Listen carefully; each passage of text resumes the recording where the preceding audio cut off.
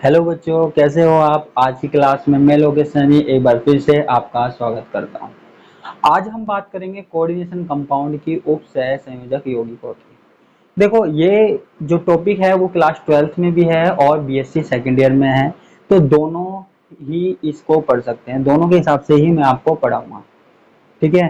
तो BSc second year के हिसाब से भी और क्लास 12 के हिसाब से भी, ठीक है। तो सबसे पहले हम बात करते हैं उप सह संयोजक यौगिकों की। बात करते हैं ये क्या होता है। देखो, आपको पता है बंध कई प्रकार के होते हैं। सह संयोजक बंध होता है, उप सह संयोजक बंध होता है और आयनिक बंध होता है, धात्विक बंध होता है। अब उप सह संयोजक बंध क्या होता है। उप सह संयोजक यौगिक जानने के लिए हमें जानना पड़ेगा उप सह संयोजक बंध।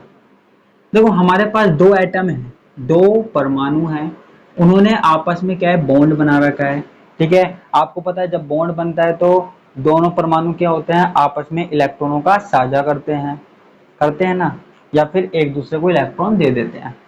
अब यदि कोई ऐसा बॉन्ड बना है जिस बॉन्ड में दो इलेक्ट्रॉन साझे में हैं और दोनों के दोनों इलेक्ट्रॉन किसी एक परमाणु के द्वारा दिए गए हैं, जैसे इस परमाणु के द्वारा दोनों के दोनों इलेक्ट्रॉन दिए गए हैं, ठीक है। बंध तो बन रहा है लेकिन दोनों के दोनों इलेक्ट्रॉन किसी एक परमाणु के द्वारा दिए गए हैं, तो ऐसा यौगिक क्या कहलाता है, उप सह संयोजक यौगिक कहलाता है, ठीक है। जो परमाणु इलेक्ट्रॉन देने का काम करता है उसको हम कहते हैं लिगैंड,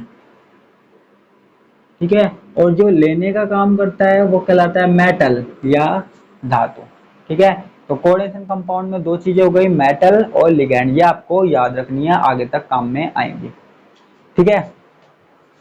अब हम आगे की बात करते हैं। देखो, ये इनऑर्गेनिक केमिस्ट्री का एक टॉपिक है, अकार्बनिक यौगिकों का। अब पहले मैं एक छोटी सी बात बताना चाहता हूं। अकार्बनिक यौगिक जो हैं, ये एक अकार्बनिक यौगिक है ना, तो अकार्बनिक यौगिकों को तीन भागों में बांटा गया है, ठीक है। अकार्बनिक यौगिकों को तीन भागों में बांटा गया है। आप कहेंगे कौन कौन से, ठीक है। एक तो सरल लवण, एक सरल लवण, एक द्विक लवण और एक हमारे पास है उप सह संयोजक यौगिक,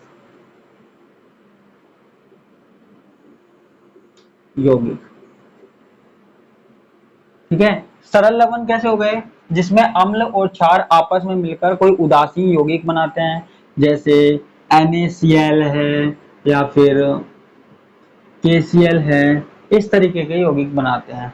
दृढ़ लवण, दृढ़ लवण में क्या होता है, दृढ़ लवण में दो सरल लवण आपस में मिलते हैं।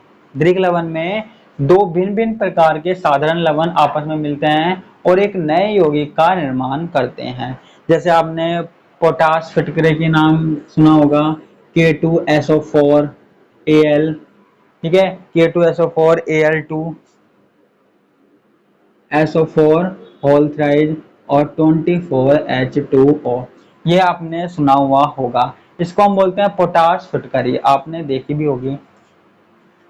तो यानी कि दो साधारण लवण अगर आपस में मिल जाएं, जैसे ये और ये आपस में मिल गए और एक नया लवण बना रहे हैं, तो इसको बोलते हैं दृढ़ लवण।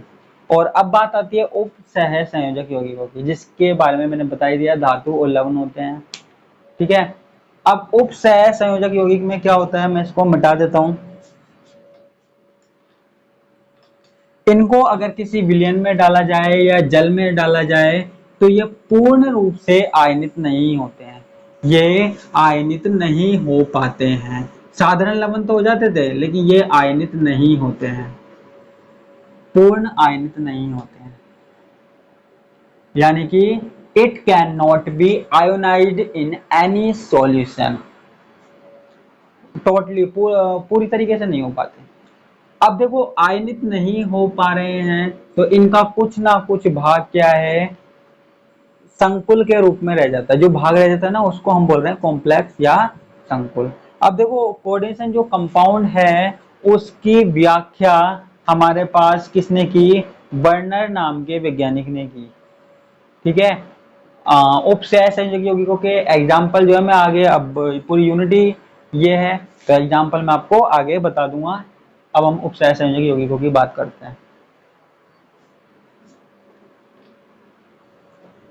देखो, सबसे पहले उपसह संयोजक यौगिकों के बारे में किसने बताया था? वर्नर ने बताया था, अल्फ्रेड वर्नर ने बताया था। इन्होंने जो बताया था उसी को ही हमने कह दिया वर्नर का सिद्धांत, वर्नर्स थ्योरी। अब इन्होंने क्या बताया, इनकी स्टोरी बताता हूं मैं आपको। इन्होंने क्या किया, COCl3 COCl3 और NH3, ये दो चीजें ले ली। ये दो चीजें ले ली, कोबाल्ट क्लोराइड और अमोनिया ले लिया। ठीक है, इनको इन्होंने आपस में मिलाया, अलग अलग अनुपात में मिलाया, अलग अलग रेशियो में मिलाया। ठीक है, और अलग अलग रेशियो में मिलाकर, किसी भी रेशियो में से 2:1 में मिला दिया, 1:2 में मिला दिया, 2:3, जो भी है इनके पास रेशियो था, इन्होंने अलग अलग अनुपात में मिला दिया। ठीक है, और उनके कुछ गुणों को देखा।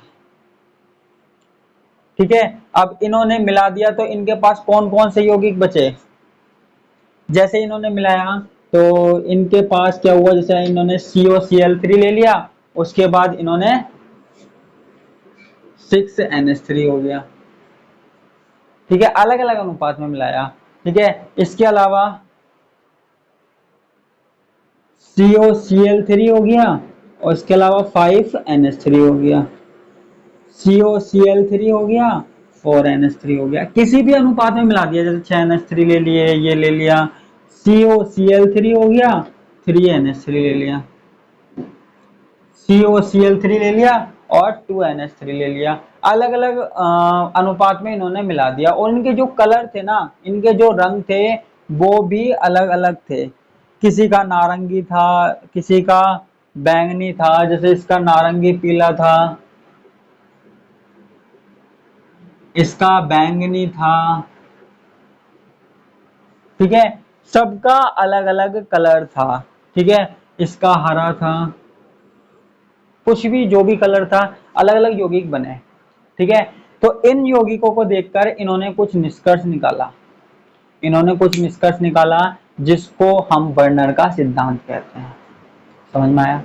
अब देखो उस सिद्धांत में क्या क्या बातें हुई, क्या क्या बातें इन्होंने की, वो ही हमको देखनी है ध्यान से।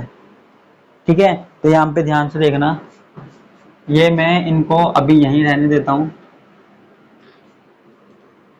वर्नर का सिद्धांत ही चल रहा है, ध्यान रखना, वर्नर्स का सिद्धांत ही चल रहा है, वर्नर्स की थ्योरी ही चल रही है। ठीक है, अब देखो वर्नर ने सबसे पहले क्या बात बताई? वर्नर ने ये बताया, जो हमारे पास उप सह संयोजक यौगिक है, उप सह संयोजक यौगिक है, इसकी दो प्रकार की संयोजकताएं पाई जाती है। इसकी दो प्रकार की संयोजकताएं पाई जाती है। संयोजकता,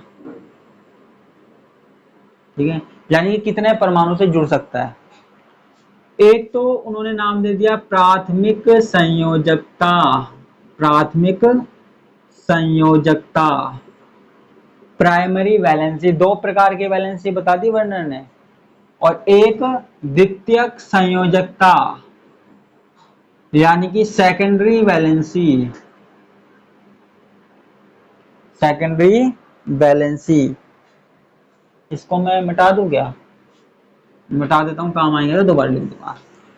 दो प्रकार की वैलेंसी बता दी, प्राथमिक संयोजकता और द्वितीयक संयोजकता, प्राइमरी वैलेंसी और सेकेंडरी वैलेंसी। ठीक है, अब सबसे पहली बात आती है प्राथमिक, प्राइमरी की, प्राइमरी वैलेंसी। राइटिंग समझ में आ रही है ना? मेरी राइटिंग थोड़ी सी खराब है, समझ में ना आए तो बता दिया करो। प्राइमरी वैलेंसी, अब ये प्राइमरी वैलेंसी क्या होती है, प्राथमिक संयोजकता क्या होती है, इसको हमें ध्यान से देखना है। देखो, यह जो संयोजकता होती है वो आयनित होती है, यह संयोजकता आयनित प्रकार की होती है, आयनित होती है। मतलब अगर यौगिक को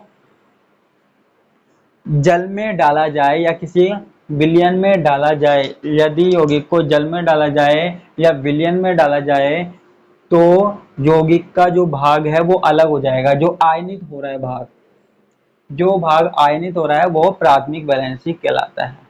इसी को ही हम धातु की ऑक्सीकरण अवस्था भी कहते हैं। क्या कहते हैं? धातु की ऑक्सीकरण अवस्था भी कहते हैं। ऑक्सीकरण अवस्था भी कहते हैं। ठीक है। और यह जो संयोजकता होती है वो ऋणायनों द्वारा ही संतुष्ट होती है। ध्यान रखना बच्चों, ऋणायनों द्वारा ही संतुष्ट होगी। ऋणायनों द्वारा ही संतुष्ट होती है। सामान्यतः ऋणायनों द्वारा ही संतुष्ट होती है। ठीक है।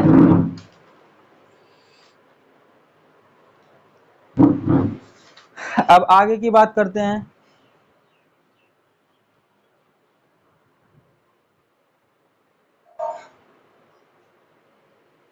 ये आप देख सकते हैं। ठीक है, ये मैंने प्राइमरी वैलेंसी के बारे में आपको बता दिया।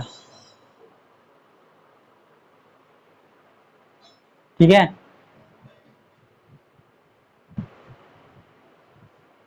आगे की बात करें। अब अगर हम सेकेंडरी वैलेंसी की बात करें, सेकेंडरी वैलेंसी की बात करें तो सेकेंडरी वाली वैलेंसी होती है वो आयनित नहीं होती है। पहली बात, आयनित नहीं होती है। आयनित नहीं होती है। ठीक है, आयनित नहीं होती है। ठीक है, तो फिर क्या होती है बच्चों? आयनित नहीं होती है। उसके बाद इसकी संख्या क्या होती है? फिक्स होती है। ये फिक्स होती है, इसका मान निश्चित होता है। मान निश्चित होता है।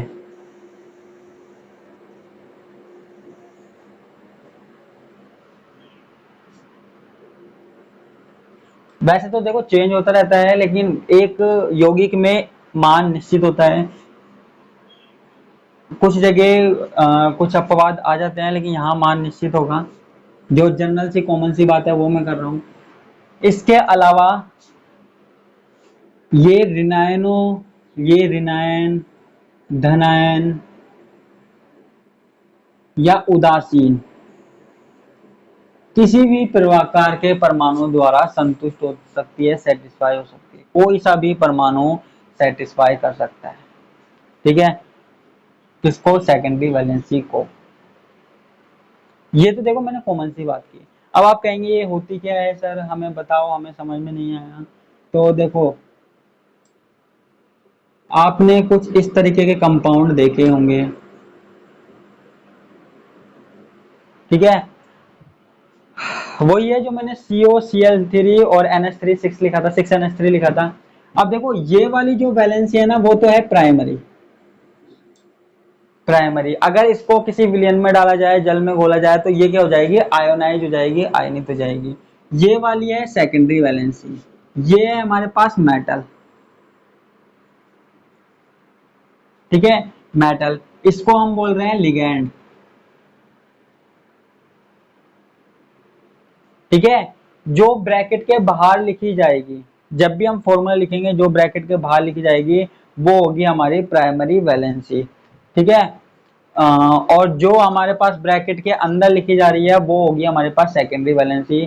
जब हम किसी विलयन में डालेंगे, जैसे जल में डाला, तो ये वाली जो है वो आयनित नहीं होगी। ये वाला भाग जो है वो ऐसा का ऐसा रहेगा। आयनित केवल ये होगा। ठीक है, आयनित केवल ये होगा, ये नहीं। तो ये हमारे पास क्या हो गई? वैलेंसी हो गई। ठीक है, अगर हमको एक चीज और,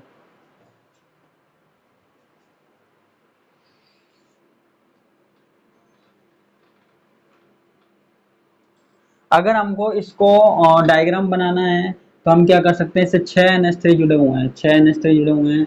1 2 3 4 5 6, ये 6 NH3 जुड़े हुए हैं, ठीक है, और ये Cl जुड़े हुए हैं इनसे। जो सेकेंडरी वैलेंसी है उसको हम ठोस लाइन से दिखा रहे हैं, और प्राथमिक संयोजकताओं को हम किससे दिखा रहे हैं, डॉटेड लाइन से, बिंदु वाली रेखा से हम दिखा रहे हैं, ठीक है। तो ये डिफरेंस है इसमें, और ये हमारे पास क्या हो गया, वर्नर्स थ्योरी हो गई। हमने पूरी वर्नर्स थ्योरी बता दी। इसमें कोई दिक्कत हो तो आप मुझे बताना कमेंट बॉक्स में, मैं आपका सॉल्यूशन करने की कोशिश करूंगा। आज के लिए बस इतना ही, बाकी का हम कल की क्लास में देखेंगे।